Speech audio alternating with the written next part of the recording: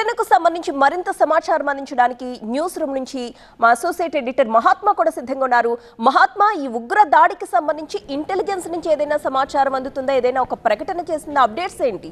ఈ ఉగ్రవాదులు పక్కా పథకం ప్రకారమే ఈ దాడికి పాల్పడ్డట్లుగా స్పష్టంగా అర్థమవుతుంది. ఏప్రిల్ మొదటి వారంలో ఆ పహల్గామ్ సహా శ్రీనగర్ పరిసర ప్రాంతాల్లో టూరిస్టులు ఎక్కువగా వచ్చే ప్రాంతాలన్నింటినీ కూడా ఐడెంటిఫై చేసుకున్నారు. అక్కడ ఎటువంటి కార్యకలాపాలకు పాల్పడతారు, ఏ ప్రాంతాల నుంచి టూరిస్టులు వస్తున్నారు, ఇదంతా ఒక సమాచారాన్ని సేకరించి మరీ పెట్టుకుని దానికి తగ్గట్టుగా ఒక పథకం ప్రకారం సరిగ్గా ఈరోజు ప్రధానమంత్రి నరేంద్ర మోదీ సౌదీ అరేబియా పర్యటనకు వెళ్ళడం, అలాగే అమెరికా ఉపాధ్యక్షుడు జేడీ వ్యాన్స్ భారత పర్యటనలో ఉండడం, ఈ సమయాన్ని చూసుకుని ఒక పెద్ద దాడికి పాల్పడడం ద్వారా అంతర్జాతీయ సమాజాన్ని ఆకట్టుకోవాలని చెప్పి చూస్తున్నారు. తద్వారా కశ్మీర్ అంశాన్ని అంతర్జాతీయంగా డిబేట్ చేయాలి, దాని మీద చర్చించాలి అన్న ఒక కుట్రతోటే, ఒక పన్నాగంతో ఇంత పెద్ద దుర్మార్గానికి పాల్పడ్డట్టుగా మనకు అర్థమవుతుంది. అనధికార వర్గాల నుంచి అందిన సమాచారం ప్రకారం 27 మంది వరకు మృత్యువాత పడ్డారు. ఇంకా ఆసుపత్రిలో బుల్లెట్ గాయాలతో ప్రాణాపాయ స్థితిలో కొట్టుమిట్టాడుతున్న టూరిస్టులు కూడా ఇంకా ఉన్నారు. ఆసుపత్రిలో వారు చికిత్స పొందుతున్నారు. మృతుల సంఖ్య మరింత పెరిగే అవకాశం కనిపిస్తుంది.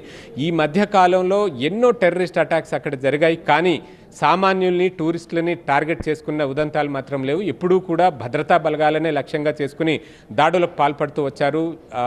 బేస్ క్యాంపుల్ని లక్ష్యంగా చేసుకున్నారు, లేదంటే వారి కాన్వాయ్ని లక్ష్యంగా చేసుకున్నారు.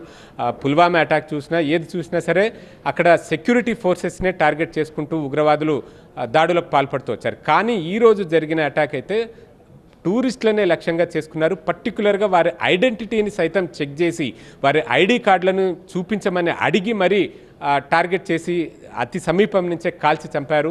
అందులో చిన్నపిల్లలు ఉన్నారు, మహిళలు ఉన్నారు, వేర్వేరు ప్రాంతాల నుంచి వచ్చిన వారు ఉన్నారు, విదేశాల నుంచి సైతం వచ్చిన వారు ఉన్నట్టుగా కూడా సమాచారం అందుతోంది. చనిపోయిన వారిలో ఇజ్రాయెల్ నుంచి, ఇటలీ నుంచి వచ్చిన వారు సైతం ఉన్నారు. ఇంకా పూర్తి వివరాలను అధికార యంత్రాంగం వెల్లడించాల్సి ఉంది. ప్రస్తుతం అక్కడ ఒక హెల్ప్ సెంటర్ని ఏర్పాటు చేసింది.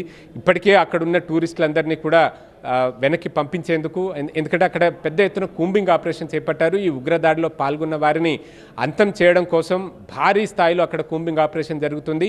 ఈ అటాక్లో కనీసం 6 నుంచి 7 మంది ఉగ్రవాదులు పాల్గొని ఉంటారని, వారంతా కూడా బృందాలుగా విడిపోయి అక్కడున్న రిసార్ట్స్ని టార్గెట్ చేసుకుని, ఎందుకంటే ఈ వేసవి సమయం ఎండవేడి నుంచి ఉపశమనం కోసం చాలామంది యాత్రికులు కాశ్మీర్కి వెళ్తూ ఉంటారు.